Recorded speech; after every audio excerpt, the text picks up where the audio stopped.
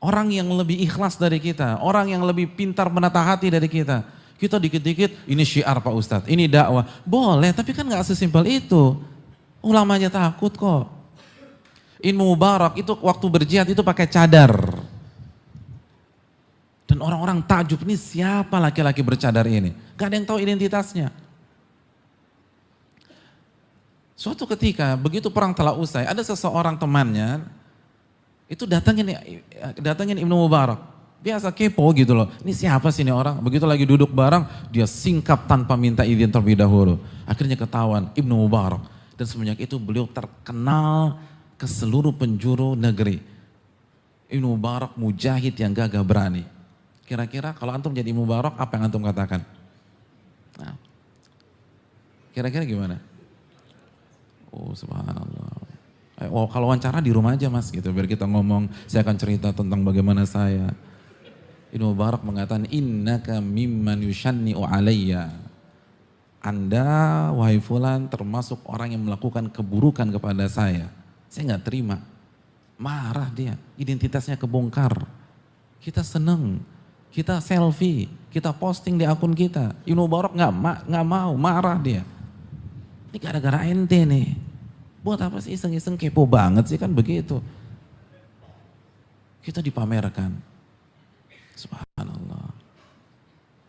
Tamim Ad-Dari, sahabat besar, imamnya Umar bin Khattab radhiyallahu taala anhu ketika salat tarawih. Tamim Ad-Dari ketika ditanya bagaimana salat tahajud Anda? Bagaimana salat tahajud Anda? Apa jawab Tamim Ad-Dari? Beliau mengatakan begini, la raq'atun usalliha fi jawfil lail ahabbu ilayya min an usalliyal laila kullaha thumma aqussan nasa 'ala dzalik. Aku salat 1 rakaat di tengah kegelapan malam, enggak ada yang tahu, enggak ada yang tahu. Itu lebih aku sukai daripada aku salat semalam suntuk dari ba'da isya sampai subuh, lalu besoknya aku ceritakan di hadapan manusia. Saya ingin tanya, pertanyaan itu dijawab enggak oleh Tamim Ad-Dari? Enggak, kecuali jawaban diplomasi. Bukan itu pertanyaan dari penanya. Penanya tidak bertanya tentang komparasi antara sholat diam-diam dan sholat sepanjang malam lalu diceritain pada pagi harinya. Bukan itu pertanyaannya. Pertanyaannya kalau Anda sholat malam tuh gimana? Suratnya apa? Rukunya berapa menit? Sujudnya nangis atau enggak? Duduknya baca apa? Itu pertanyaannya. Tapi diarahkan ke sisi yang lain oleh Tamim Ad-Dari. Dia ngeles. Dia nggak mau jawab. Kecuali dengan jawaban diplomasi. Oh, luar biasa. Kalau antum di posisi Tamim Ad-Dari kira-kira jawabannya apa? Subhanallah. Banyak, ada sebagian orang. Itu karena nggak ditanya, mancing biar ditanya. Subhanallah. Iya, beneran. Ini kenyataan, bukan fiksi. Di pagi hari dia bilang sama teman-temannya, bro, jam 2 malam tadi tuh bintang indah banget ya. Biar ditanya, kok belum tidur gitu loh. Benar kan, lo kok belum tidur? Ya biasa, rutin bangun jam 2, tahajud sampai subuh. Udah 15 tahun gue nih begini. Oh luar biasa. Padahal gak ditanya berapa tahun. Subhanallah. Tamim Ad-Dari, Imam Umar bin Khattab, sholat taraweh di masa Umar bin Khattab. Antum tahu sholat taraweh di masa Imam bin Khattab bagaimana? Al-Imam Malik menjelaskan dalam kitab Muwatta bagaimana sholat taraweh di masa Umar bin Khattab yang dipimpin Tamim Ad-Dari. Kata Imam Malik, sholat pada saat itu dimulai ba'da isya, persis sama kayak di masjid-masjid seperti kita ini.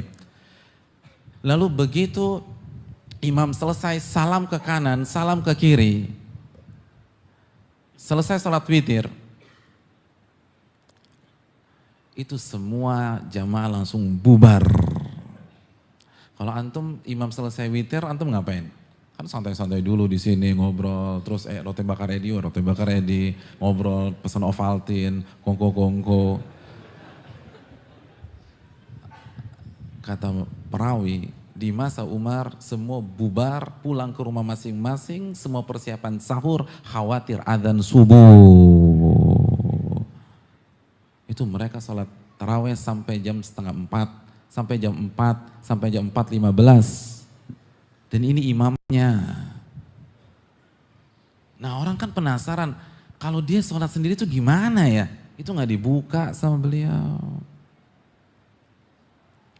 Lalu kita dengan polosnya selfie sana, selfie sini, ya Allah.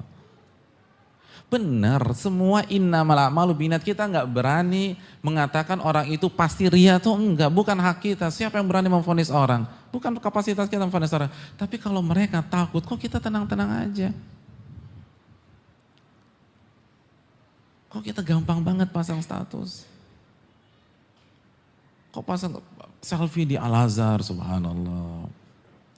Atau ketika tawaf, ketika sa'i, ketika di Masjidil Haram. Ini fitnah hadirin sekalian.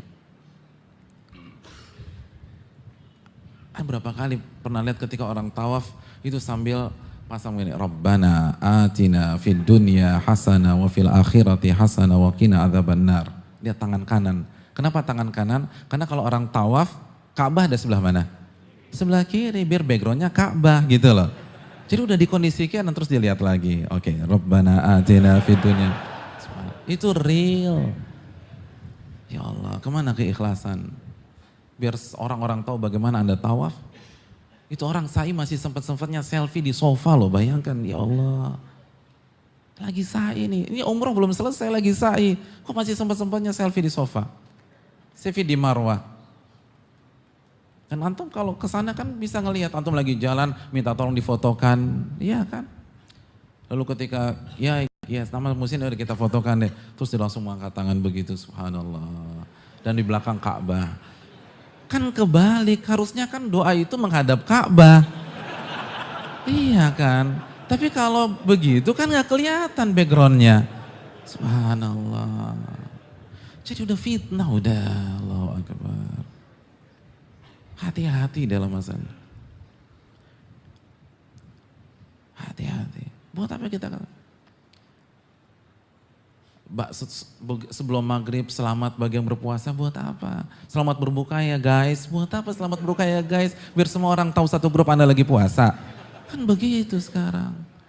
Jangan lupa tahajud jam 2:30 WA-WA-in.